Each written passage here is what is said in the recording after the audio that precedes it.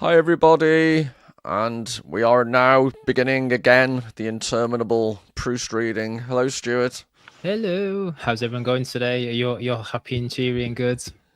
Yeah, can I just observe you're very, not that I can talk to anyone about their hair, but you're very bouffant today. Yeah, I put my best French bouffon just for this podcast. I made the effort. No offence, but the last time I saw a bouffant like that was Gary Glitter. Yeah, I know. Check it out. Look at that. Look at those lovely curls. Wouldn't you want those lovely curls?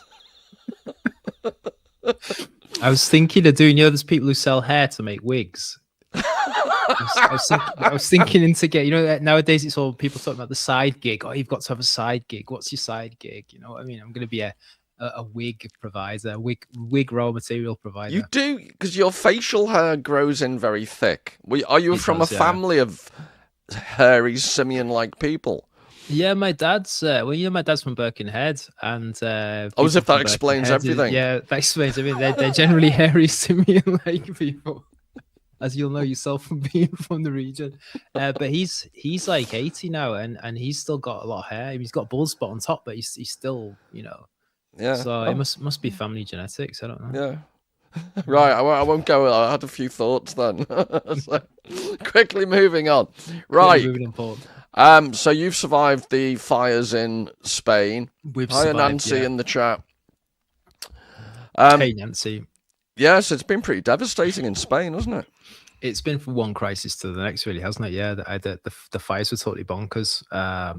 Because my mother-in-law's house, it was right on the edge of the forest where it happened. When I say forest, I mean it's like a massive chunk of the region.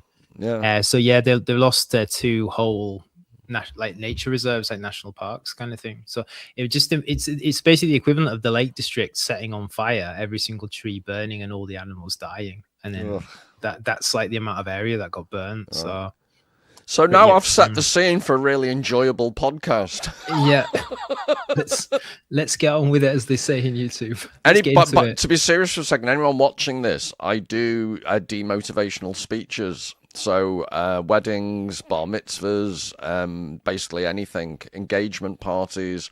I will demoralize the audience, make them cry, and basically it is my gift. And your side gig. Yeah, you grow wigs, and I do demotivational speaking. I can seriously, Mr. Demotivator, wasn't it? Yeah. Was that the brand name we created for you? I can bring down the mood in any room, and you'll testify to that, Stuart. Yeah.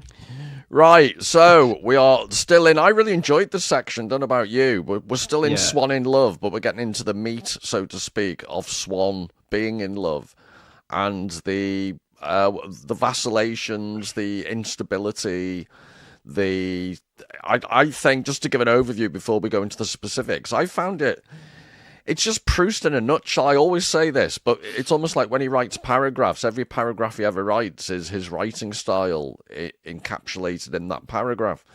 And it's a combination of the seemingly banal, but actually, if you pay close attention, amazing psychological insights.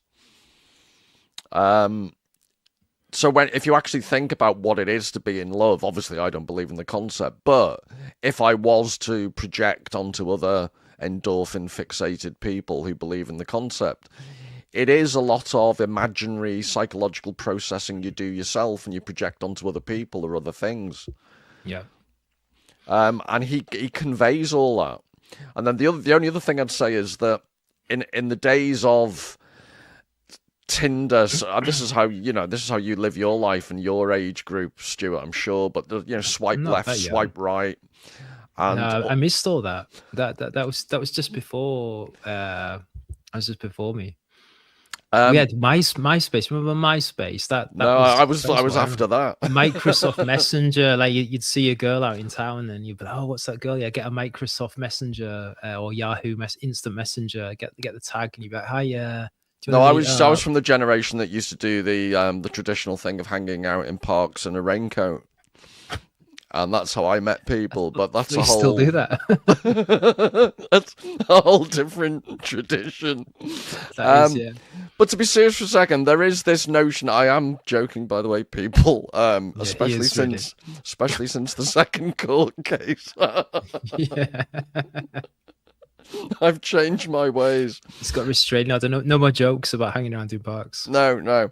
But the way in which the genuine, we're going to talk about it later as we get stuck into the text, but the Baudrillard notion of seduction that's lacking in modern society. The genuine to and fro of will she, won't she? And there's almost like an innocent playfulness. And then, but underneath, this is what Proust does better than anyone I can think of. Underneath the seemingly, oh, will she, won't she? I'll rearrange her flowers. She's basically a courtesan, and you quickly get introduced shortly after the initial flirtation to a discussion about her murky past. And I find that interesting. It's the absolute, almost Victorian levels of innocence. But actually, if you pay attention to the undercurrent, there's nothing spurred. And as you get further into the novel, you get into the really gory details of what goes on in brothels. Yeah. I don't know what you think about that. Yeah, I think it's that ideal, I think like almost like a facade that we put over love, really. And I do wonder if that's a tradition of Western literature. Yeah, the idea of your romantic love. I mean, I'm thinking in terms of like courtly love, chivalry, and this kind of thing in the Middle Ages. I think that does carry over into kind of Renaissance and later. And I think with Proust being on that kind of border between a bit more of a classical period and I think the modern movement, modernism and modernist novels, he's not adverse to exploring like the murky side of love, if that makes any sense. So what we've got here, we've got the idea of, you know, love as this courtly love, and, you know, Swann is courting, but we also introduced right from the very start that, hey, this guy's a Lothario. You know, he obviously goes to brothels. He obviously just picks up women. He's used to courtesans. I think what's interesting about this love with Odette is like he falls in love, like we talked about before, almost like with the wrong person. And I think it shows love as something kind of slightly uncontrollable, as in it happens. But what is interesting is Proust really goes into this idea of jealousy. You know, this guy has absolutely no reason whatsoever to be jealous of this woman. He could go anywhere in France and just find another courtesan. And he was introduced to someone who actually prefers someone from the lower ranks of society, so to speak. He was more interested, you know, in the maids and the farmers' daughters sort of thing. But he's in this really weird situation with her that I just find fascinating. Just reading the passages, Proust's accounts of jealousy. Oh, it's so accurate. It's all very visceral. This guy is turning himself in knots. You get the internal like monologue of him turning himself in knots. He knows what, you know, why am I feeling like this? What's the point? But he almost kind of relishes the negativity. And I think it's very interesting in a world nowadays where we're looking for the absolute positivity in relationships with apps and, like you say, swiping. You know, it's almost like a menu. Here is a menu of all your desires. You can have anything you want. And the problem is like people, especially Generation Z, are really struggling to form long-term relationships, because if you get absolutely everything you want and there's no mystery and there's no jealousy and there's no kind of, I guess, like dance, you know, we've talked in the Cormac McCarthy videos about, you know, the dance of death, you know, violence and things like that. I think there's an analogy here with love as well. There's a real dialectic of love, I think, going on that Proust captures absolutely perfectly, but that in the modern world we kind of seem to have lost the importance of that. We want absolutely everything. We want perfection. We want the right person. And quick example before we move on. I always read The Guardian. I think it's like the blind date column on a Saturday. It's so funny because I'd say like 99 out of 100 people, it's like they meet up and they're both disappointed with each other. Oh, we had a great time. Yeah, no, straight to friend zone, moving on. You know what I mean? Whereas they did one special where they went to France and they did a blind date in France. And the two people just like, yeah, we met. Yeah, we fancied each other. We went back to the hotel. We bonked. everything was great. We had a lot of laughs, you know what I mean? And I think it's just that difference between like the spirit of Pepe Le Pew lives on. Exactly. Yeah. Exactly. And it was just like, yeah, I just thought it was just an interesting diversion there. Well, very early on in that very erudite monologue you gave, I got slightly distracted because I was thinking, why is he talking about Courtney Love? Courtney Love. Oh, man, I remember her. It took me 5 minutes to recalibrate. And then think about men in, tights playing the mandolin. Big jackets, a bit different. Yeah. So, right, should we get stuck into fondling furniture? Yeah. Shout out a quote just so I can track it in this PDF. Oh, right, sorry. Yeah, where are we? I always seem to lose position with this one because I know you got the different version. If you just use the word caress, come along, you can caress them later. Yep, got it. Right, there you go. Yeah, the phrase in reference to what you've just been talking about, the phrase I always use in reference to art in general is tension. So in good art, there's always tension between the limitations of the format, whether it's an orchestra, because we'll be talking about music in a second, or whether it's the limitations of words on a page. And the whole point about art is what you do with that tension, with the limits of the artistic genre. You're constrained, and yet you exceed expectations in a great work of art. Yeah. Whereas everything you've been describing is there's no tension. And one of the things you didn't really pick on or emphasize when you're talking about the swipe left, swipe right, you're picking from a pool of the same. You've already predetermined. So the algorithm is predetermined what you want. Yeah, there's no room for idiosyncrasy. There's no room for someone who's not your type. And this is because I always, when I was dating, I think I've said this before, I had the selection procedure of a Portuguese trawler man. So I never had a type because equal opportunities enjoyer, so to speak. It's the best way, absolutely. For those who aren't European, the Portuguese have a bit of a reputation for, and the Spanish, to be fair, stealing fish at the drop of a hat. Yeah. But the whole notion, to be serious, the whole notion of a type, and I think this is to desperately try and bring it back to Proust. Odette isn't his type. Yeah. And that's what makes it very interesting. And that, I'd argue, at the beginning of the relationship gives so much piquancy and interest and tension and eroticism. But it's also the very thing that as things progress and you get a bit bored, there's nothing to sustain because she's not your type. So that you mentioned the notion of dance, but isn't that the dance of life and the dance of love? It's this constant paradox. The thing you thought you wanted is the thing you become to hate. Sorry, don't need to overshare. But that's the problem with digital society now. It's basically that the dance itself has been stopped, and the typical way of everything is short circuited. Yeah, it used to be a waltz, and now it's techno. Yeah. Which, by the way, there's a subset, because I'm addicted to the more ridiculous the YouTube video, the better. And this is a living example of that. But the subset of videos about people at techno parties just dancing in ridiculous outfits and dancing ridiculously, it's really addictive. the boiler room parties, where it's like a DJ playing and if they film all the people around. Yeah.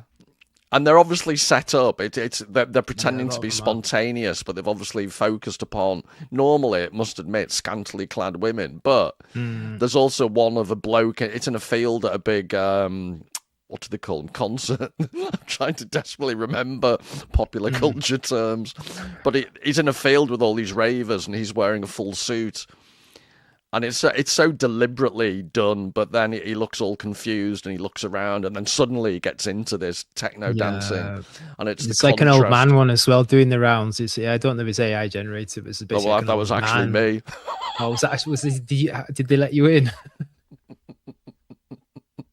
That makes sense though. I get around for someone who hardly ever leaves the house. Absolutely, yeah. Right, so the caressing of the furniture I found quite funny. There's a furniture fancier. But then it quickly moves into, and this is your ballywick more than mine, but the notion of, I think I mentioned in a previous week the concept of incarnation. So in Christianity, Christ becomes man and the transubstantiation of the mass. But I found it interesting and there's a large body of scholarly literature all about the way in which people like Proust, Joyce, and Beckett all talk about the relationship between the abstract and the physical. And in relation to this section about the music, he's trying to describe something indescribable. And I think he gets probably as close as you can get to describing what can't be described in the sense of what it is to experience music. Because it just doesn't lend itself to words by its very nature. Yeah. But you're the DJ. What do you make, Mr. DJ? Well, yeah, I mean, we touched on this at the last session. We talked about it for like 1 minute, and then we ran out of time. But I think it's super important because I mean, music has its own language, but it's really like the language of mathematics, arguably. But you can write musical notation, but I think music itself, it carries so much emotions, subjective emotions in different people. There's also I guess a cultural dimension to it as well, but it's a raw somatic response more than anything cerebral. So whereas language is you're processing, you're visualizing what the author is trying to represent, but whereas with music, I think it's a bit more passive. I mean, in Heideggerian terms, it kind of music reveals itself. It just appears. You feel it, if that makes any sense. But just to back up your point about the somatic element, the bodily aspect. Forgive me if I've already said this, but there was the Bridgewater Hall in Manchester. It's a particularly good concert venue because it was, I've forgotten when it was built, but recently built, and it hasn't fallen down, which is amazing for British builders. But it's incredibly acoustically well designed. So they used all the most modern acoustic science to design the auditorium. And the Kodo drummers, the Japanese guys in nappies banging these huge drums. And I went to see them, and when they began on the really big drum, it's the quality. You'll know more about this than I do, but bass sound is non-directional. So you felt the sound come up through the floor into your body, and the hairs on the back of your neck just stand up. It's incredible. And I'm not sure you'll ever get that from a recording. You have to be there. And the other example I can think of is there's the Tallis Scholars are a choral group, and they sing like Latin, Christian, Catholic music, basically. And they did a performance in the St. Peter's Basilica. And I think it's called a high C, but it's a soprano's one of the highest notes. And she sings it, and it gets lost in it is a recording, so it must be amazing to have witnessed it. But the actual, the excess air in a huge cathedral gives the sound a haunting quality because the human voice can't fully compete with the vastness of the space. So that the note drifts off into this vast, what do they call them, a cupula, or the huge dome. And it's just an amazing sound. And these are all the things that you're saying. It's somatic. And this is what Swann's experiencing, which is why it's so powerful. He's got the endorphins of the pheromones going of his first flush of new love. And that attaches itself. I'm now thinking of like parasitic insects. Parasitic pheromones. Well, I'm doing a video about wasps, the sexually deceptive orchids is my next video. Oh, brilliant. It's fascinating stuff. But as this idea that it's almost like his relationship to music is parasitical upon his newfound relationship to Odette and vice versa. Yeah. And I found that interplay quite interesting.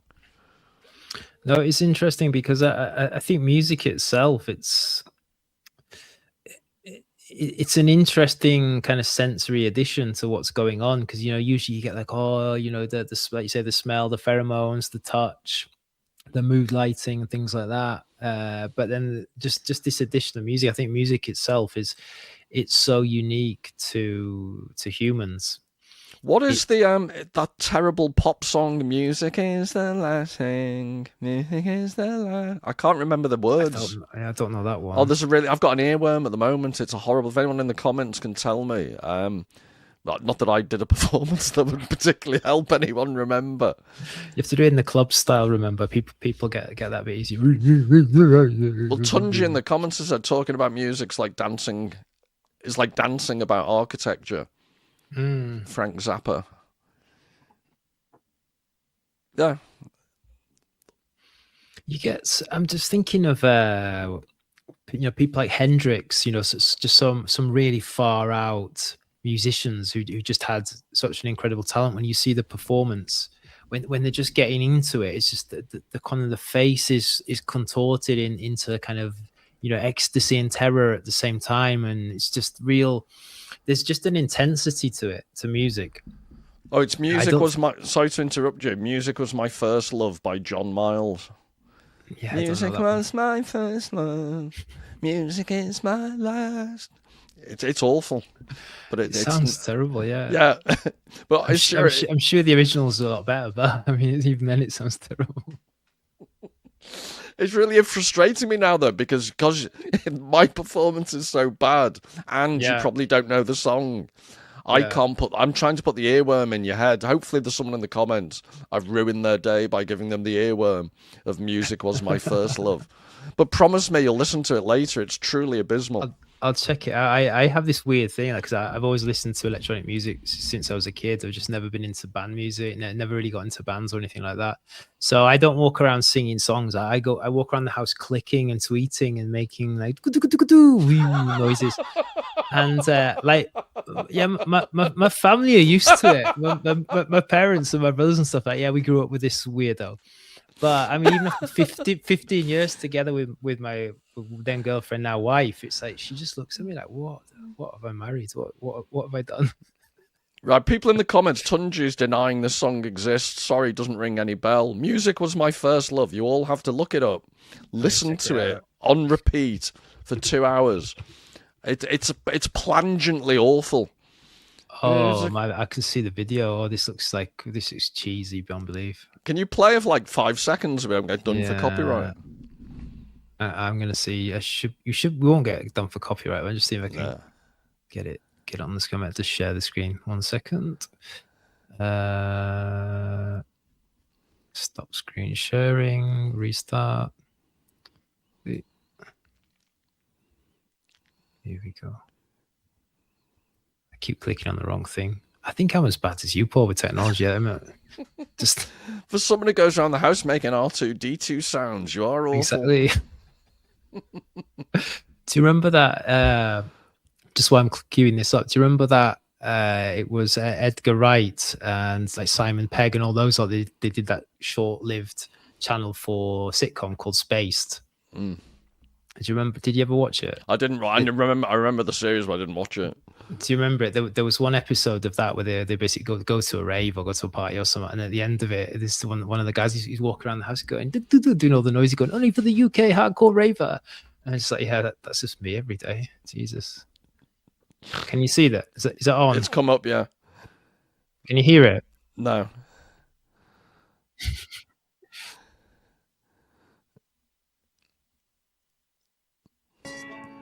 There you go. Music of the future. Oh wow. Music of the past.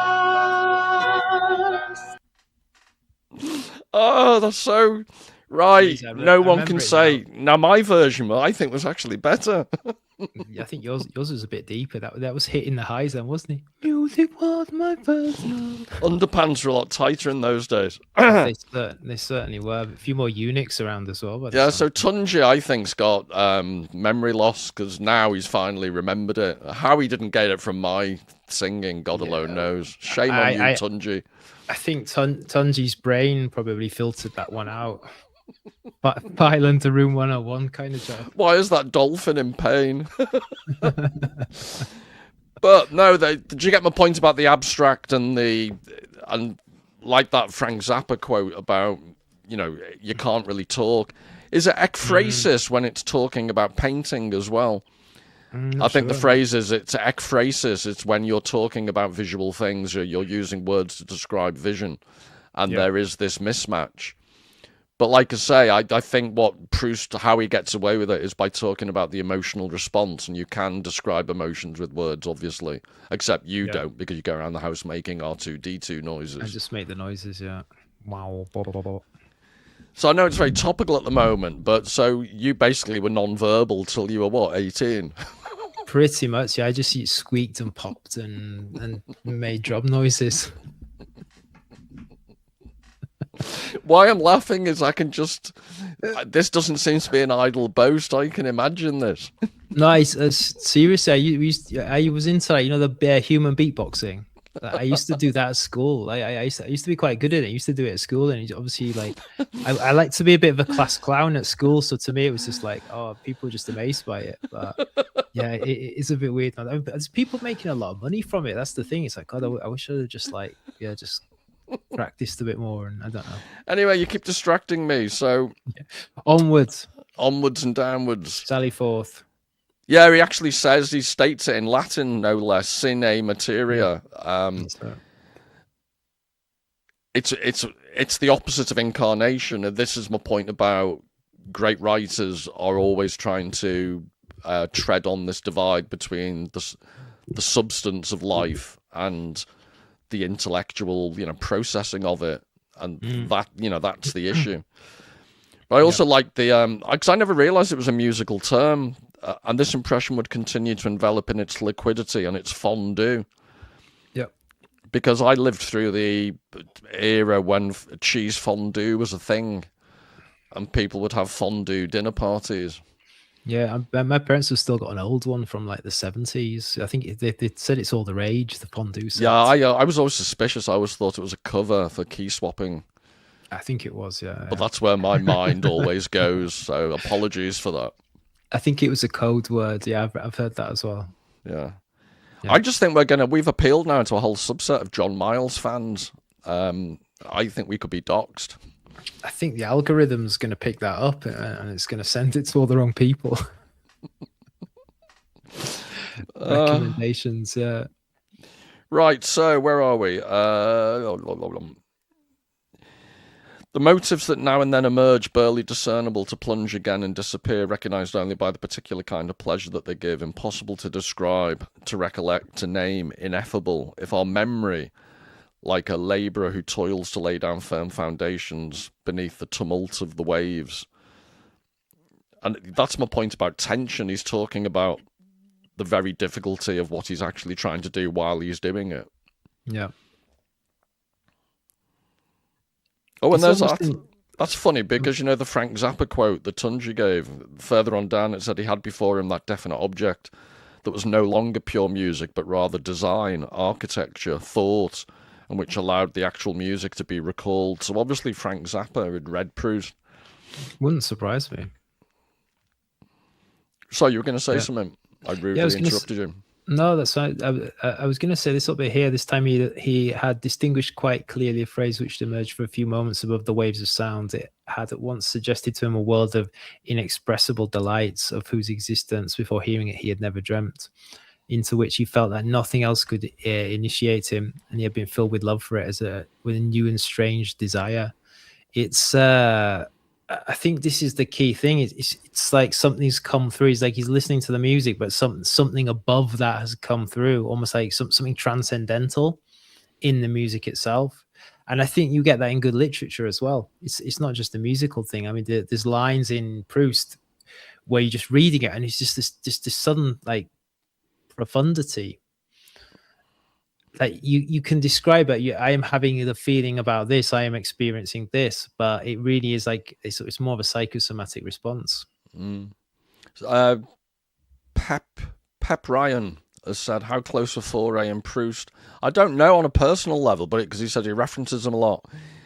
There's a brilliant book. It's not answering his questions. It's not about music, but there's a book about the paintings in Proust, and it shows you every single painting that's referenced in the book. I've forgotten the name of the.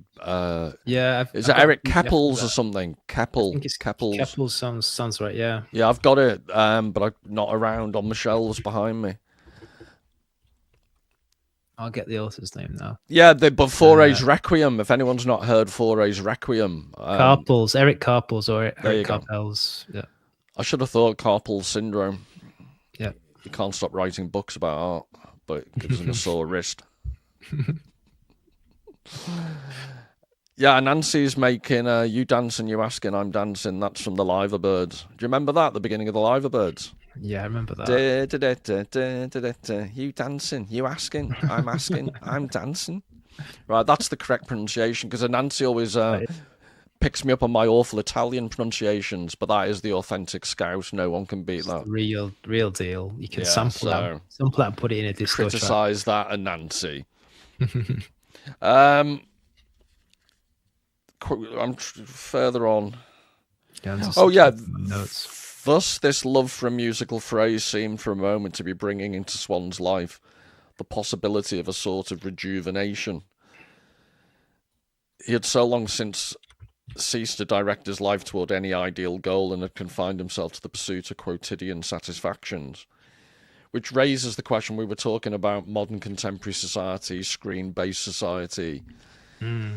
This issue of rejuvenation that arguably you get through art. And when I say arguably, I've mentioned this in previous videos, but you know the British social, for those who aren't aware of it, there was a huge study done, and it's an ongoing study called the British Social Attitude Survey. Yeah, I know the survey, yeah. And it's, I think I'm correct in saying it's the world's largest longitudinal study of social attitudes. And one of the biggest correlations, not causation, but one of the biggest correlations they found is people who have read a lot or are highly literate or who are involved in the arts, that is one of the best correlations with longevity. Yeah. Because people get a sense of meaning, people get a sense of what I'm pointing out here. He uses the word rejuvenation. Yeah. And I overuse it, but he's just by far the best source of information on this. Jonathan Haidt, you know, the anxious generation, all of that research. And I think is it called After Babel? He's got a website all about the research on literacy and excess social media. The Babel Project, I think it's called. And all of this feeds into this. I think Proust's writing at a time when they still had this. And it's coming to an end, the world he's describing. So if you think about it, their whole social life, it mentions that when we get to the Venture, the Verdurin salon, they often go to the theatre. Or Proust in his own life, it's a big theme of the book later on where Bergotte, the little patch of yellow wall, you know, the Vermeer. Yeah. Excuse me. So they go to art galleries and they go to the theatre, and this is the type of artistic rejuvenation they're exposed to. But how many people now go to art galleries? How many people experience challenging theatre?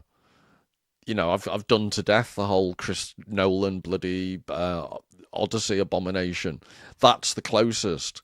People going into so-called cinematic theatres to experience. Have you seen the slides I showed, Stuart, about the Trojan horse with popcorn in its stomach, the collectibles? Yeah, I saw all of those slides. Yeah, all 10,000 of them. I think you were projecting there. I think you really wanted it. I couldn't get it out. I just found it, and then the funniest thing was Incontinent Jay from Texas claimed, he said I was making them up.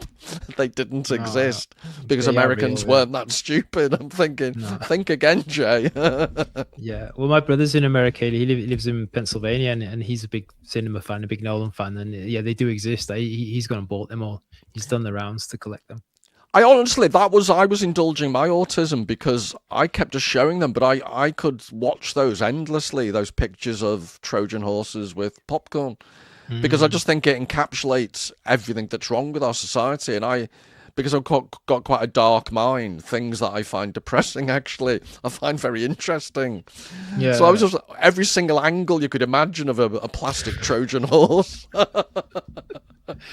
It's I know there's this thing. I mean, the whole concept of cultural appropriation is I think it's a bit overblown, but I think this is a perfect example of cultural appropriation in a kind of, you know, in a capitalist grotesquerie. You know, taking this profound image of Western canon, filling it with popcorn. You know, I can imagine an advert for the film. You know, instead of like you know, all the Greek warriors bursting out the stomach, ready to slay Troy. All of a sudden, just popcorn flies out, and everyone goes, "Woohoo! Popcorn time!" It's like, Well, there's a guy called English Guy as a subscriber who made the comment that basically in the film Odysseus makes it clear that the Trojan horse is full of human waste because they've been there for ages.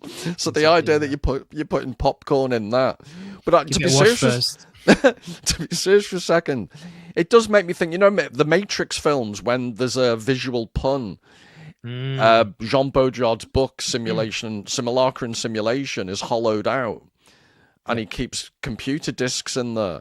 So there's a joke that even Jean Baudrillard's theory about simulation and the hollowing out of society is hollowed out in the film. But there's a self-reflexivity, there's a knowingness of the Wachowski brothers at the time who were aware of what was going on.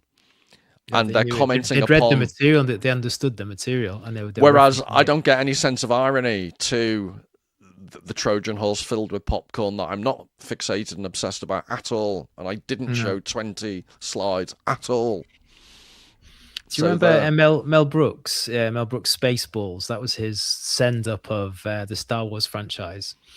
There's a bit in it where they talk about merchandising, and I think it's basically Mel Brooks in green face. You know, he's meant to be like the Yoda character, and they're talking about the film. It's so like fourth wall breaking, and they're talking about the merchandise they're going to make. And he's like, the real money. He says in that kind of New York Jewish voice, he's like, the real money's not in the film. It's in merchandising. And then this door opens, and it's like all the figures of the film and stuff like that.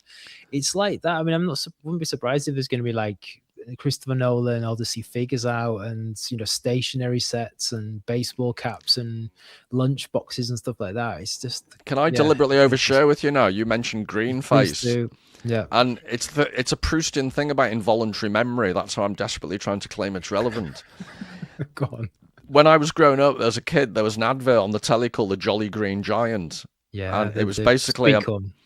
yeah, exactly, and it was a man in tights. But if you actually, I just blithely, you know, consumed the adverts until my mum popped her head in the living room one day and said, "Oh, look, you can see his bits." And then he was wobbling about in his green tights, advertising sweet corn, which you don't notice unless it's pointed out to you. And I was just slightly disturbed. It was my mother pointing it out to me. So this is my Norman Bates moment with the colour green. Yeah. So I can never see. It's not easy being green, to quote Kermit. I can't even hear the word green without having these traumatic throwbacks. Yeah, Jolly Green Giant with two sprouts hanging out. my God, yeah. Imagine though if they, instead of sweet corn, he had actually been advertising sprouts. Yeah. It's always, at least it was a real person back then. It's all like digital nowadays, isn't it? It's all like 3D, and he moves in a creepy way, walks across the screen like that. Like he's got a corn on the cob up his backside. Well, no wonder people are gender confused, because all of these, it's like the you talked about Star Wars. It's like the Imperial troopers have no genitals. Yeah, they're generic. I just think this drip of, you know, castrated male figures eventually has to have some type of psychological effect. Maybe. I mean, I'm an absolutely massive, like, old 70s, 80s Kung Fu fan. I've just got hundreds of films on DVD and Blu-ray. Like, whoa, let's not get into that again. And often the baddies are unique. It's like the kind of this gender ambiguity is seen. And his opponent's called One Hung Lo. Yeah, and this one, you know, the one from Tarantino did in the Kill Bill trilogy. What's the baddie called? Low Pi or something like that. So he's an actual baddie from Chinese history, like a kind of not he wasn't a real person, but it's, you know, something that pops up in, you know, like the werewolf or Dracula in Western literature. And he has the ability to move his testicles around his body at will. So, and I'm sure Tarantino has it in the film, but a lot of the films, it's about learning the technique to like work out what point the testicle is and attack that. So a lot of the film, it'll always start off like the hero will go up, or usually the brother of the hero who gets murdered will start fighting him, and he's kicking him in the bollocks repeatedly, and he's like, you cannot hurt me, ha ha ha. And then he dies, and then the whole film is about learning a technique to work out where the mobile bollocks are in the body. Like that's entertainment, Paul. And so Christopher Nolan's there with all these, silly Trojan Welcome to In Search of Lost Testicles. Exactly. Your bi-weekly podcast. Episode 1, locating the testes. Right, quickly. Anyway, let's move on. We're in one of these whirlpools again, these Proustian whirlpools of filth. Let's move on. Keep the stream of consciousness going. Yeah, stream. More like a cesspit. A stagnant cesspit of observations. What's the dungeons called in French castles? The oubliettes. Isn't that just the toilet? Well, I think they kept people down there. That was the idea of the prison. You kept inside the toilet, not just like locked in the room of the toilet. Like you were put into the toilet until you died. Yeah, right. Yeah, I'll use that as one of my demotivational speeches. Absolutely. Scenes from the past. Scenes from the oubliette. It sounds like it's the word for forgotten. How do you spell it? I think it's got double T. Let me find it. Medieval torture. Yeah, Oubliette. An oubliette was a dark and narrow pit with no light or exit where prisoners were thrown to be forgotten and tortured. And what's French to forget? Oublier. I think so. Yeah, I think comes from the verb to forget. Yeah. Well, that's interesting. So you're forgotten when you're down there. Yeah, they literally just chuck you down there. It's basically like a form of execution, but people just put down there, and it's usually, sometimes it is the toilet that they throw waste and everything in there and stuff. So nasty business. Yeah, medieval. Well, that's times. Like sorry, we are going off on a complete tangent now, but what's the Roman torture where they used to put you in a log? Oh yeah, drench you with honey. There's the boat torture. So yeah, you were pushed between two boats, pushed out and covered in honey. So insects, you would just attack worse than that, you'd eventually have to go through human functions, and then that would attract more flies, and then basically you'd be slowly eaten alive, or you'd hope to starve to death before that happened. Yeah, and that's out there just for anyone about scaphism. Yeah, scaphism is in Plutarch. Yeah. Yeah, so anyone wanting to get appetite for their lunch or breakfast in America, scaphism is something to look up. Yeah. Concept of the day with Paul and Stu. Where are we? Moral barrenness. Swann found in himself in the memory of the phrase that he'd heard in certain other sonatas. He'd asked people to play for him to see whether he might not discover his phrase among them, the presence of one of those invisible realities in which he had ceased to believe, but in which, as though the music had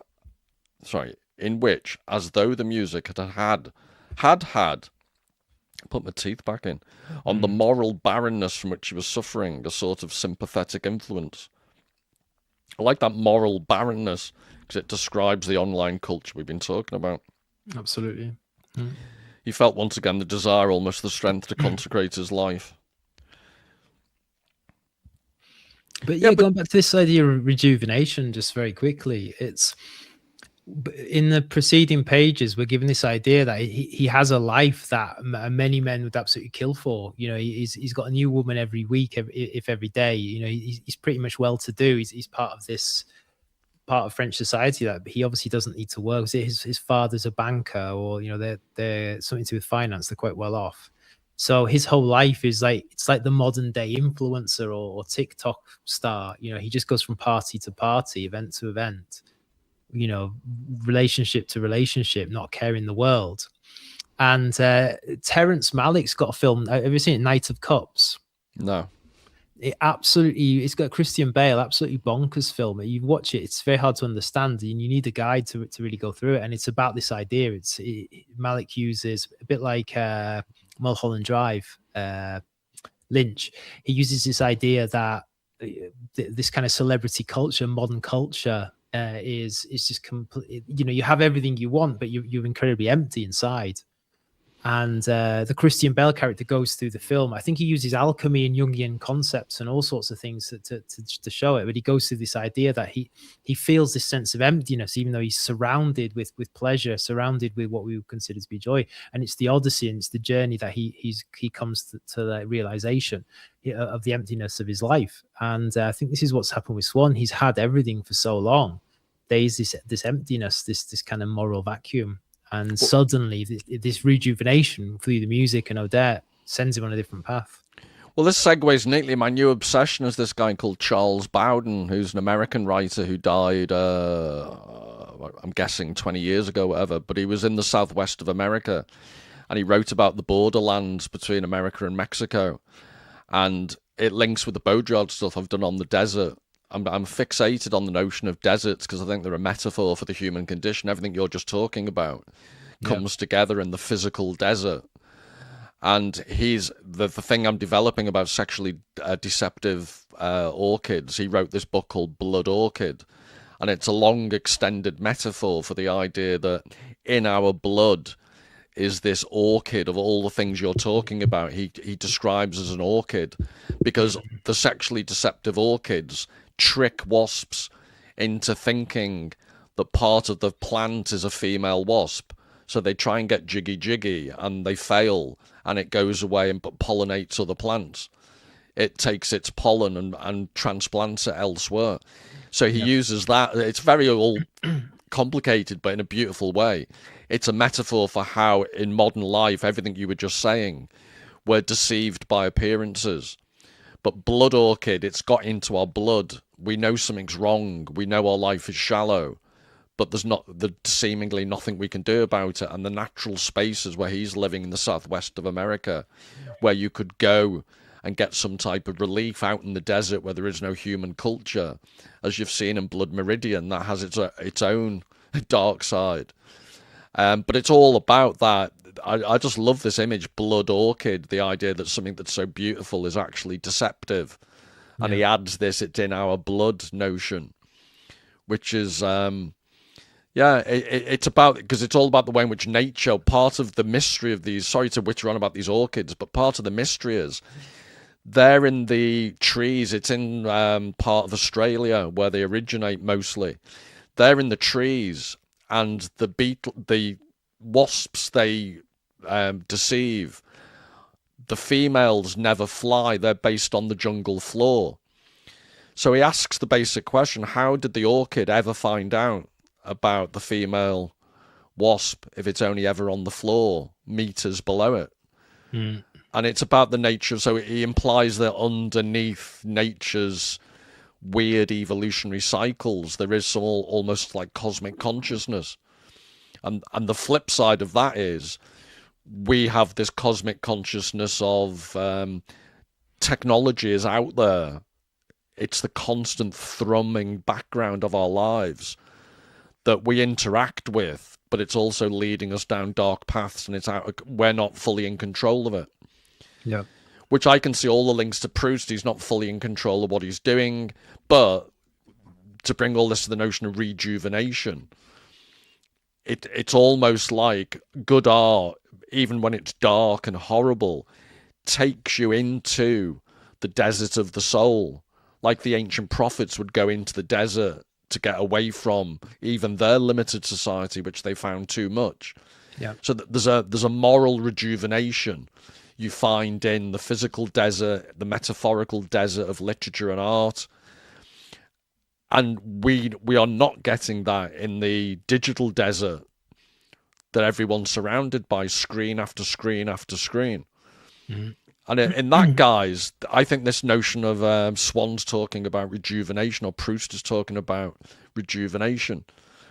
It's just one word, but it's absolutely intriguing if you follow out all we could talk for like the whole hour and a half live stream just about this one word. I think it's just got so much weight and gravitas to it. I absolutely agree. I think as well, just to add to that very quickly, that there's a sense of novelty but such a unique novelty here. Like he's hearing something that he's never heard before. He's feeling something he's never heard before, and it's suddenly rejuvenated him and jolted him out of his stagnant life, his repetitive life. I think online, the issue nowadays is we have so much novelty. We almost have like an overload of novelty. You can go on YouTube and be recommended 1,000 different videos and things to look at, in a single day. There's very little space, I think, to experience nowadays some sort of absolute originality, something completely new. And I think it was all part of that is our engagement with computers and technology. We get sucked into it in the sense the physicality of our body. I think it's what Hubert Dreyfus talked about with his books on AI in the 60s and the 70s. He was saying like AI can never be intelligent. It can never be as intelligent as a human because it's not embodied. He draws on Heidegger and says AI doesn't have being in the world. I think we used to have being in the world in the sense that we had the physical world that we interacted with, but I think the equality and experience and the depth of interacting with the world, interacting with the online world, reduces that massively. So, Paul, your big thing is with modern culture. It takes away the depth of literature, takes away the depth of good quality art, and reduces it. And it's the same with online being. People are spending their entire lives now living online. These what the Japanese people call hikikomori, or the hikikomori. Hikikomori, that's it. Yeah, that's an extreme example, but I think in many senses a lot of people are engaging in or living a life very similar to that through online presence. You might go to work, you might commute every day, you might go and see friends, but people are constantly on the phones like that, kind of experiencing a very diminished sense of being in the world. And yeah, go ahead. No, I was just going to say, it's a pathetic point, but it's just interesting when I looked at the stats on my channel. When I started off, I simplistically thought it's YouTube. It's a it's a visual medium. It's one of the main reasons I thought initially I was going to do mostly art, because I thought it made more sense. And then I found that it's a good 50% of anyone who ever watches my channel is watching it on a mobile phone. Yeah. Which shocked me, because I just thought, well, people would look on their laptops or even better, their TV, because forget me, I'm showing great art. Wouldn't you want to see it in the best format? Yeah. But this way in which, I don't mean to offend anyone, because we're just yabbering. The visuality is not that important. So if anyone's listening to this on a mobile, fair enough. But when you're trying to show art and people are still looking at it on a tiny little screen, it just shows you how invasive the whole mobile technology, mentality has gone. Yeah, it's crazy. I mean, and also as well, it's this constantly on culture. It's that you're just getting masses and masses of information crammed into you. And I mean, like, empirical science isn't my strong point. I mean, I come from the philosophy backgrounds and communications, but information certainly is, and just the human brain isn't primed to handle that much information. You need those spaces where you take away. And I think this scene, taking it back to Proust, this scene here is when in our modern day lives do we get these moments? I would say this is a quiet moment for Swann, which is a kind of a bit of a paradox with it being he's listening to music. It's a moment where he's given this space to experience something new and fully digest. Hey, I'm experiencing, I'm listening, I'm receiving information, musical information, that this is absolutely, completely brand new for me. How does it work for the modern, mobile phone audience, where they're just constantly hammered with new material information, constantly directly into you, wherever you are, 24 hours a day? What has that disrupted? What has that changed? And it's also, I mentioned, tension and paradox about art before, but if anyone's ever experienced being in, it's almost like an out-of-body experience. It can happen in a concert when you're listening to music. Yeah. But my main experience of it is being in an art gallery. And I must have stood, I think it was the Scottish National Art Gallery in Edinburgh. And I've mentioned this back way early in my channel. It's the grain stacks, or the haystacks, Monet. In winter, they've got snow on them and the sun is coming off them at an angle, and it's like looking at sunlight, but it's just a painting. Yeah. And I'm not even sure, because this was so long ago, whether the painting even had a glass front to it, which I'm sure they all do now because of net zero zealots throwing tomato soup left, right, and centre. But I'm pretty sure it didn't have a glass front. So the effect wasn't diminished. And I must have stood there for 2 or 3 hours, just transfixed. And not, my point being, you're not even aware of your physical surroundings. And you could be in a concert hall listening to a classical concert, and there's, up to a couple of thousand people around you, but you might as well be on your own. And that's the paradoxical thing about art. It's being like of the crowd, but not in the crowd. It's its ability to transport you psychologically to somewhere else. Yep. And it's also the paradox in this section, because Swann is having an incredibly personal moment.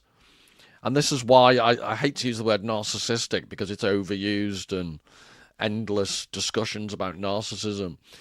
But it's almost like he transports this very singular personal experience of the music, and he projects it onto Odette so that he can relive that experience, personal experience, in a different format with Odette. But what I think I'm trying to say is it's all about him ultimately, and why his relationship with Odette is going to fail is that it was never really about him and her. It was only about him and his personal needs and interests projected onto her. And she's the same. She thinks that she wants an intelligent man, but when she actually finds out what his unique type of intelligence is, she doesn't like it.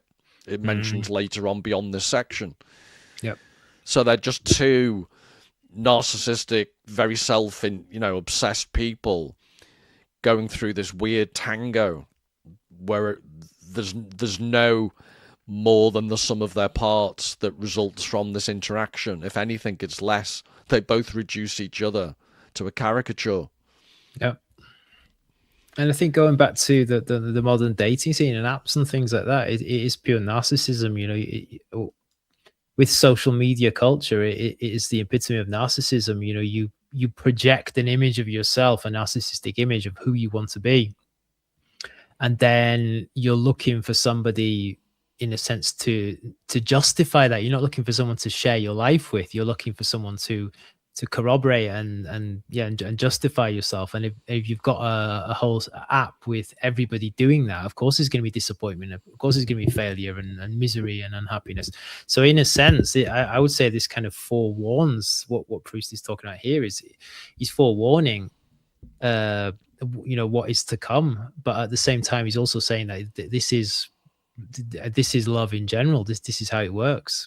Yeah, I was about to say, he's describing innate human characteristics. The problem is all the technological aspects we're discussing exacerbate incipient human characteristics. Yep. So it's not that the technology is bringing, in some ways, new things into our lives. It's accelerating it. They're accelerating into a disproportionately new form what has always existed. So the jealousy and all of these things, everything's just ramped up, as they'd say in Spinal Tap, to number 11, isn't it? Yeah, it's cranky up to 11. Yeah. Right, any more on this? Yeah, no, let's move on. I'm just trying to think of where we are now.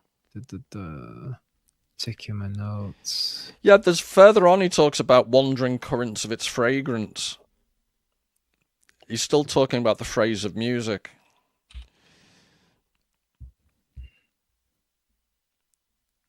Trying to find that one. Where's it gone? So he's still talking about the phrase of the music. It was so peculiar itself, it had so personal a charm which no other could have replaced, that Swann felt as though he had met in a friend's drawing room a woman whom he had seen and admired once in the street, and had despaired of ever seeing her again. Finally, the phrase withdrew, pointing, directing, diligent among the wandering currents of its fragrance, leaving on Swann's face a reflection of its smile. But that's the fragrance takes us back to Combray, doesn't it? The fragrance, he's obsessed with flowers. Which is just, I know this is a very minor point, but with Odette, and ironically, the flowers are the mode by which he finally physically possesses her. because he pretends to, oh, your flower's fallen over. That's great scene. Yeah, that's how subtle it gets. Let me rearrange your what's it? I looked at the type of flowers it is as well. I've got it written down somewhere. But yeah, he's like, let me rearrange your flowers. It's like the interflora molester, isn't he? He's very florally based. But as a kid, he's obsessed by the scent of flowers. Yeah. And it also struck me that that's what is lacking in modern life as well. This, I don't know, as simple as buildings and apartments aren't full of flowers like they would have used to have been. It's yet another example of what we're lacking. And public buildings probably aren't allowed flowers because people are hypoallergenic. Someone will be allergic to it, yeah. Yeah, and on it goes. But it's just interesting that smells and fragrance, and I'm guessing because those days were very smelly, partly they had flowers to mask the stench of the sewage systems and so on. It would Stuart, have been, sorry, can you say your bit while I link up I need to recharge my computer. It's about to die. So no. I'll be 10 seconds. That's fine. Yeah, and I think in terms of smell, it's in this times I've read that they use incredibly strong perfume and cologne and things like that. I mean, it's why France, Paris especially, has this kind of the perfume industry. It's like people needed it. I mean, we're not talking like Middle Ages where people would have a bath once a year, but people wouldn't bathe daily like we do now. But I think the whole idea of like ultra cleanliness and masking every single bodily odor with scent and things like that we tend to do nowadays. We tend to scrub the living daylights out of ourselves. Lynx. It's Lynx. Oh, this Lynx Africa, the smell of every boy's changing room across the land. Horrible stuff.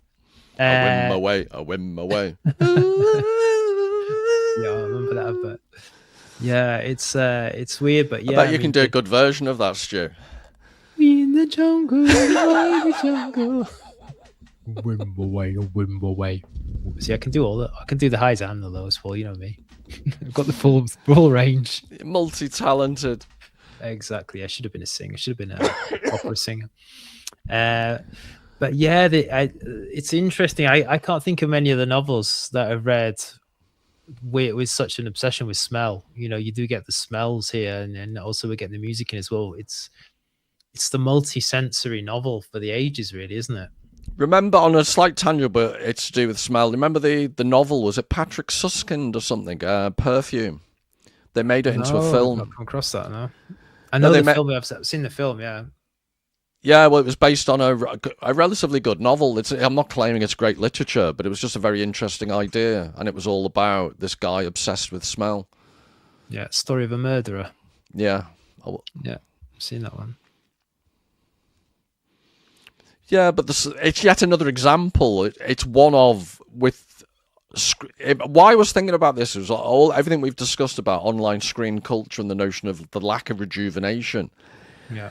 Insofar as online screens can replicate and simulate, they show you images, they show you sound, but there is no smell. Yeah. And this is what's interesting about Proust is it's a page. Books do smell. I'm one of those weirdos who loves the smell of certain. There were certain old-fashioned academic books that Routledge used to do that had a varnish on the pages. Yeah, there was such high quality. And I get books now where I have to just stop reading them because the print's so blurry and the paper is crap. Books, yeah. But anyway, the notion of, I'm a book sniffer. I'm out and proud. So books do have a smell, which adds weirdly to the experience of reading, which is why Kindles are the work of Beelzebub, and shame on anyone who reads from one. Yeah. But Proust, at least within the confines, again, the tension of art, within the confines of the genre, of the format, he's trying to give you a sense, a full sensorial. So, Proust covers smell, Proust covers vision, he's constantly referring to paintings. Proust covers, you used the word before, somatic, bodily feelings. There's nothing Proust doesn't try to describe, even the music that is ineffable and undescribable. Yeah. Indescribable, I should say. It's a very embodied novel. And I think he succeeds. I think there's very few moments where any of his descriptions fail to hit the mark. You could name a budgie Proust, couldn't you? You could do, yeah. Right. Nothing succeeds like Proust. No. Absolutely. I'm sorry, I have to get at least one bad dad joke in per episode. Sinead O'Connor, nothing compares to Proust. Right, nothing succeeds. Nothing succeeds like a budgie. Right. This made me a bit random. Run and fetch him a glass of orangeade. Do you remember the French drink? I think it's going Orangina. Orangina, it was amazing. Orangina. Oui, monsieur. Yeah, we used to drink that. I used to go on holiday every year to France when I was a kid, up to about 16. And yeah, Orangina came in that bottle. It was like the orange-shaped bottle with the top. Well, my dad, the only French, he used to take us to the south of France. It was like National Lampoon, National Holiday. Yeah. National Vacation, whatever that film was called. So you've got a whole car full of Scousers going off to the south of France. And all he ever learnt was voila and une orangina, s'il vous plaît. Bien, s'il vous plaît. We were little kids. Our French was exponentially better than his, but still bad. Yeah. So yeah, happy memories of, because I had all the bits in it, didn't it? It was very. It did. It was. I mean, it's different now. It's got all sorts of crap in it. But I remember back in the day, it was just water, sugar, orange juice, and the bits. And it was just because you just didn't get it back home. It was like going to an alien planet, and it was just like this incredible, elixir, Orangina. But again, back to this, it's the type of thing that there were genuine differences when you went abroad. But now we live in such a globalized world. Anything that any tourist likes abroad will eventually get brought back to their home market because there's money to be made. Absolutely. Yeah. Well, you see it here in Madrid. It's like you really struggle to find good Spanish food in Madrid. It just seems like absolutely insane. But you go to the center of Madrid and it's not even tourist places. It's not even, the typical Italian, shitty pizza, tourist truck kind of thing. It's just McDonald's, Burger King, Taco Bell, or all these global junk food brands, and you really have to look down the back streets to actually find proper Spanish food in the capital of Spain. I think I once so sad. I once bizarrely accidentally almost stumbled on it. I think a lot of the Real Madrid players ate there. It was like a very humble country-like cooking. Like a maison, like but I think it was by it wasn't far from the Palace down a side street. And I remember I was just looking around and I went in, and my Spanish then wasn't bad. So I asked politely, could I reserve a table for tomorrow? And he said, no. And I thought, oh dear. And he goes, no, I'll remember. I think it was Baby. It was a lot easier to get to because it was lunchtime. But then someone said to me afterwards, oh my God, that's where all the Real Madrid players go, because they wanted a memory of the country food. And I think I had rabbit stew. Yeah. But but the point being, to back your point up, I had to go into the back streets to find somewhere, vaguely non-commercial and, franchised. Exactly, yeah. And it's probably worse now since you were last in Madrid. It's like, it's difficult. It's frustrating. Because I don't eat junk food. Que lástima, eh? Yeah. Puta madre. Yeah. No, very annoying. But anyway. Right, where are we? Fragrance. Yeah, and then there's just the little bit where Madame Verdurin, I've just circled it in my notes because she makes the very interesting point. The sonata, isn't it amazing that a piano could be made to achieve all that? Upon my word, there's everything in it except the piano. I'm fooled every time I hear it. I think I'm listening to an orchestra. Though it's better really than an orchestra, more complete. So it's quite a insightful aesthetic comment, but it's from such an incredibly shallow woman.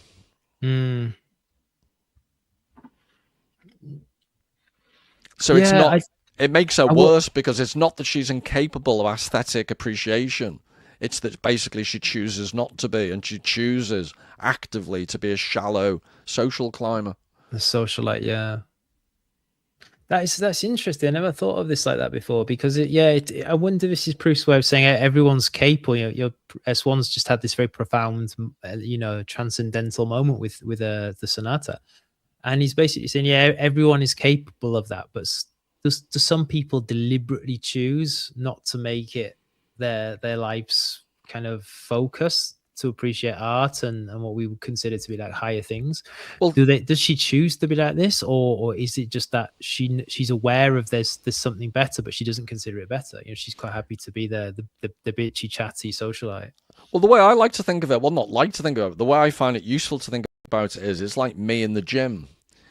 So and you compare that with, I've always used the analogy of, you know, reading good literature is like going to the gym for the brain. And people don't want to go to the gym. I am a living proof of that. So I will actively dismiss and be sneery towards gym type behavior because I have a vested interest in being a lazy son of a gun who doesn't want to go to the gym. Whereas I used to being very, very fit because I'd play squash and I'd play five-a-side football till the cows came home because there's a purpose. And when you get too old I gave up football when I was too slow to kick people. What's the point? And you get to the stage with squash that, you know, more men die than in squash courts than mountaineering because you just end up having a heart attack. Because I wouldn't let a point go. You'd run yourself into the ground. So I'm not the personality type to play squash because I'd rather die than lose the game. Can you imagine you hitting people with the bat? I wouldn't want to play squash with you. But my point being that you have to put an awful lot of effort into genuinely being fit, and people just don't want to. And yes, people have the ability to appreciate music and stuff, but to really get into stuff, you have to put a bit of work in, and people just don't want to. Yeah. And I think maybe that's the explanation. All her effort and all her mental ingenuity goes into social climbing, which is maybe just a human observation. We all have our little fixations. We all have our chosen milieus, to use a French phrase. Yours is making weird noises around the house. Well, I don't choose to do it. It's like, that's the interesting thing about it. It's like it's an autonomous response. No, that's just you. That's just you absolving yourself of responsibility for being an android wannabe. For being, you know, for wanting to be a synthesizer. Yeah, I wonder if there's some sort of mental condition that the DSM manual synthesizer Wannabe android. Yeah, I wanted to be. Yeah, well, Data was my favorite character from Star Trek growing up. So yeah, maybe so. Data was my first love. Data is my last. Love's a bit creepy. Anyway, talking about squash, Eleanor Brown in the comments has said that she's had a reverse Proustian moment and she can now taste Orangina. So she's had the memory. No, and again, it is weird because my only association was, like you, before you could get it in the UK, and I'm sure they've changed the bloody recipe, blah blah blah. It's got crap in it. I can smell the south of France just thinking about the Orangina, the south of France, all of these, and the south of France has a very unique smell because of the heat and the vegetation that you don't get in Britain, ever. Well, maybe recently we've approximated it. But those smells that then get associated, and it's almost like, I think that's what Proust's riffing off with Odette. He's having all these very somatic experiences through the music that he then associates with his environment and who's next to him.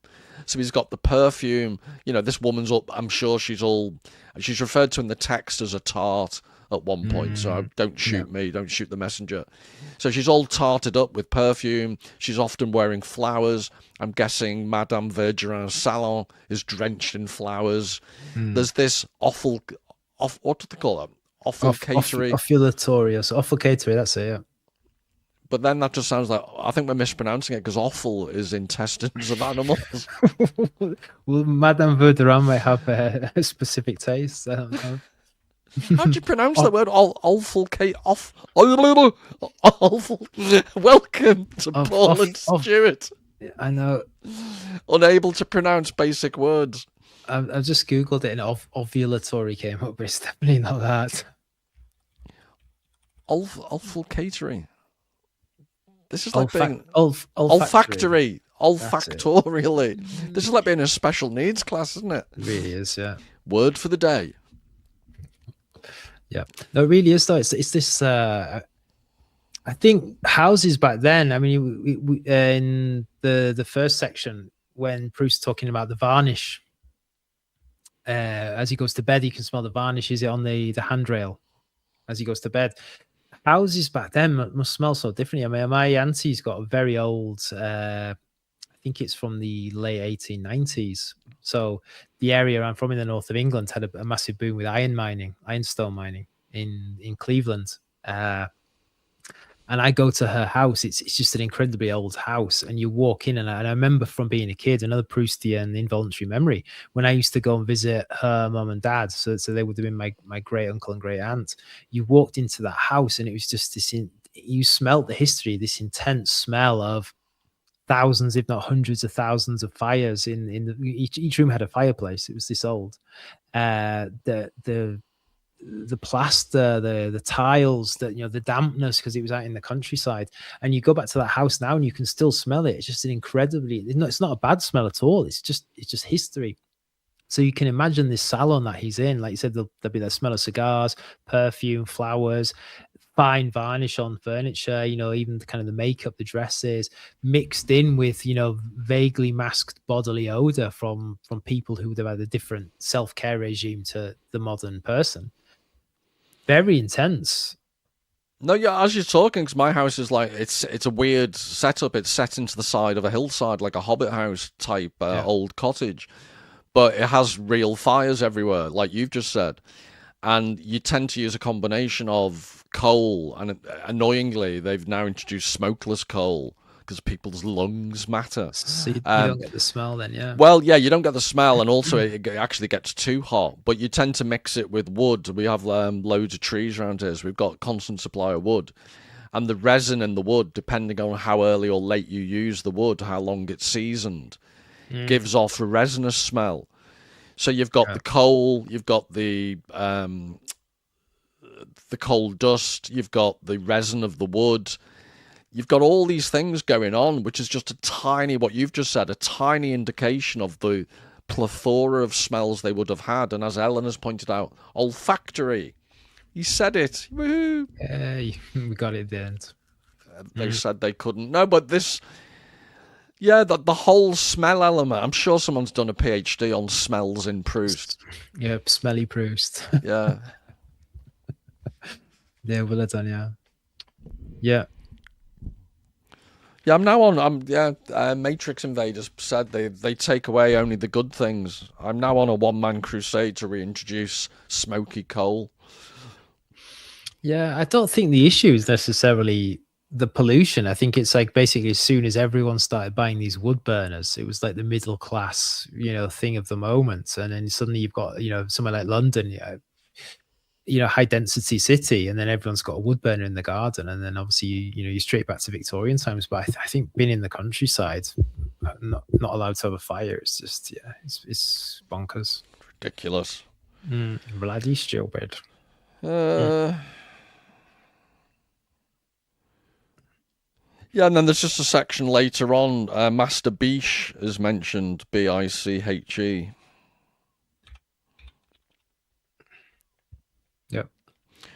found that interesting. Insomuch as the public cannot recognise the charm, the beauty, even the outlines of nature, save in the stereotyped impression of an art they have gradually assimilated, while an original artist starts by rejecting those impressions. So forgive me, because I just, all I've been doing recently is reading bloody Nolan. Interestingly, I've got the Nolan screenplay for the Odyssey. And it was weird coming to read Proust after reading in detail the Nolan screenplay and its borderline illiterate nature. Isn't it just like a one-page pamphlet? Because I don't even remember there being much dialogue in the film. No, honestly, it's 170-odd pages of dialogue. It's shocking. It's got stage directions in, though, surely. Yeah, well, that includes all those, sorry. Yeah, so it's not just the dialogue, it's all the stage directions.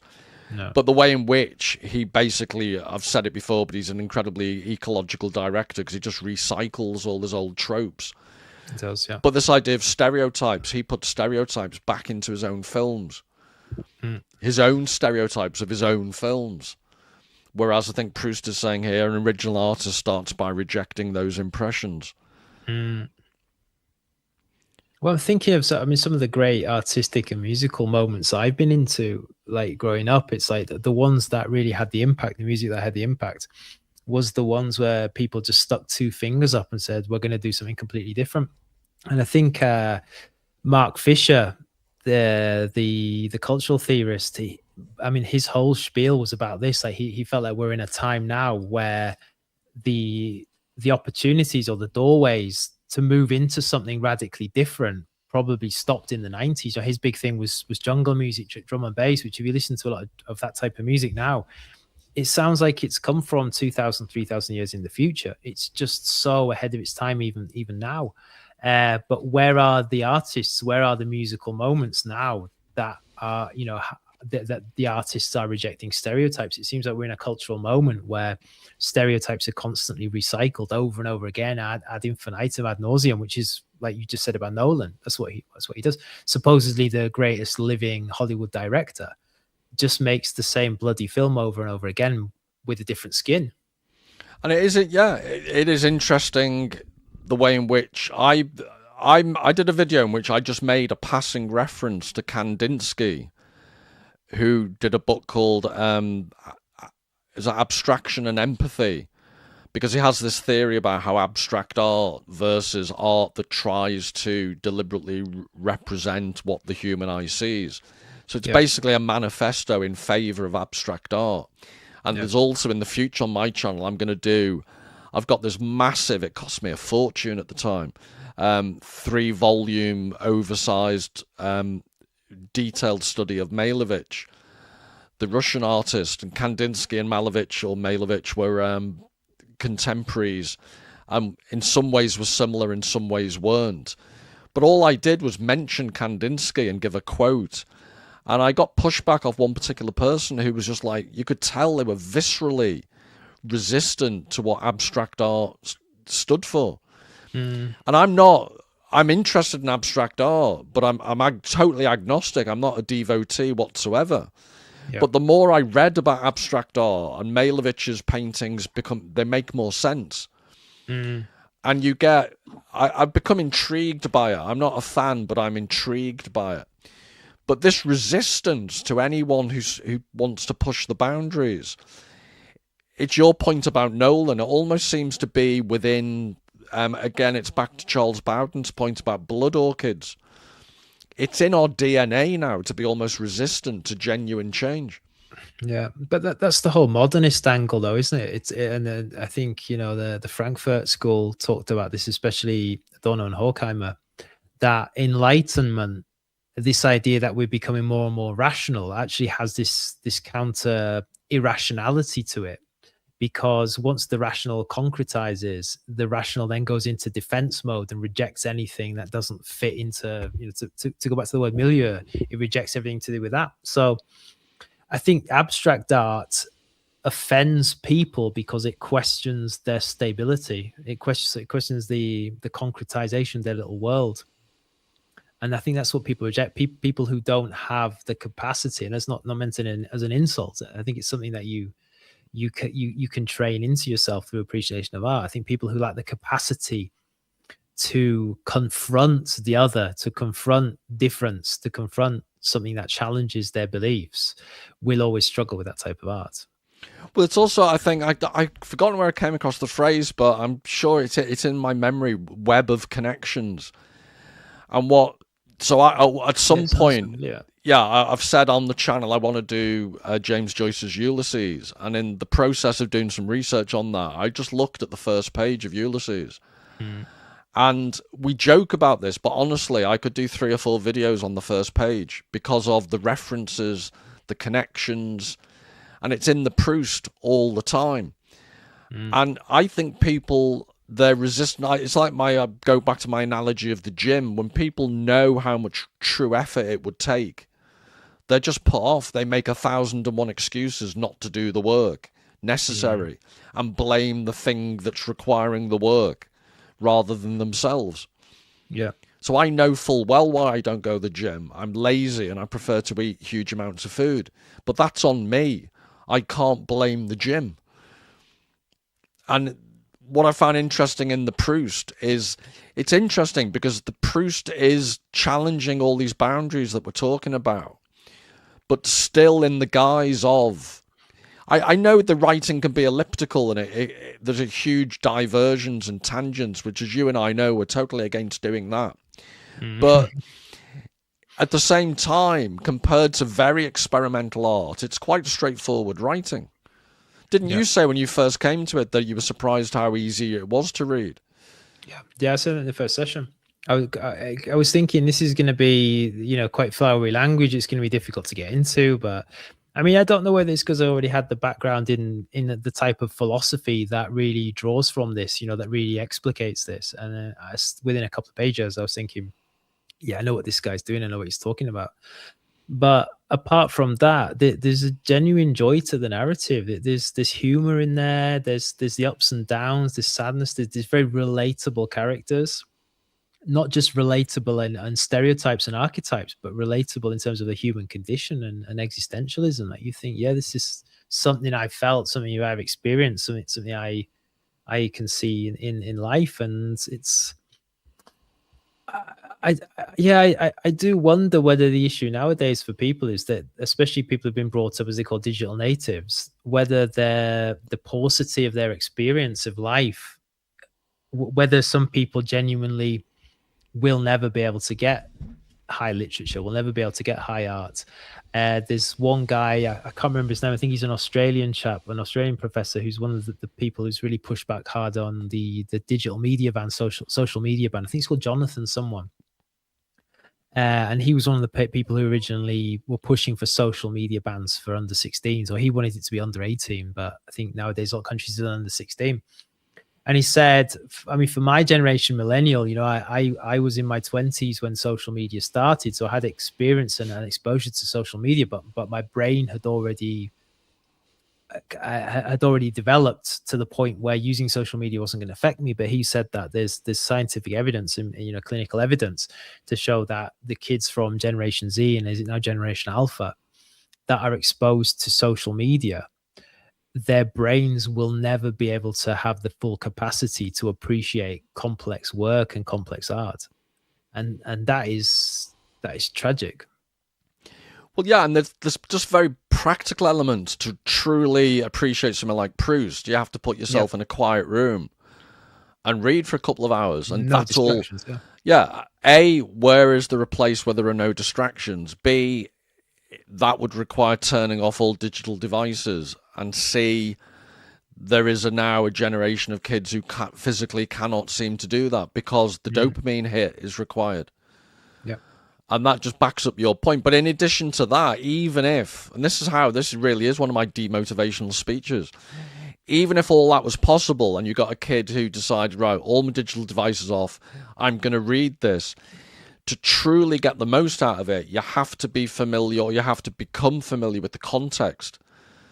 So you've mentioned that Bergson would be an influence on Proust, the concept of time and duration. You need to know a little bit about that, I think. The history, the social context, the industrialization of Paris, link it to Manet paintings and of the bar at the Folies Bergère, and that's like an Odette figure in that painting. Yeah. There was a demi-monde. There was a very questionable, were serving girls on the game or not. There was a huge influx of women from the countryside who were unemployed at that time. So there are all these issues, and so the whole Odette line of the story draws upon that. And yet, you can never fully appreciate a work of art as a contemporary of the time would, because our frame of reference is different. But you can certainly make the effort to understand as much of it as possible, even then only to understand why we're so different from those people. And that, again, to finish off on a Nolan rant, he's eviscerated the original Homer and brought modern sensibilities, and everyone's praising him for having done it. You've made a modern version of a classic. No, you've destroyed the original, because you're not prepared to let modern people absorb how different those people were to us. Yeah, they had some similarities, but they lived in a completely alien world. And you're not letting people experience that alien nature because you've completely decaffeinated it. And that, I think, is what Proust doesn't do. Proust will... it's also I've said this before, and I'll just keep saying it. It's why I think this was published not a million miles apart from Ulysses, and they strike me as two of the best novels ever written. As true great novels were coming to an end for all the reasons you've just described. There's a society Proust and Joyce are writing when cinema is beginning to take over and when TV shortly will. And they're writing just before that time. They're writing just before all these distractions didn't exist, when people still could make all those links. Yeah. So we'll talk about it another time, but Joyce's Ulysses was actually written for the average man in Dublin. Yeah, man and woman. It wasn't written for academics. No. Joyce wanted...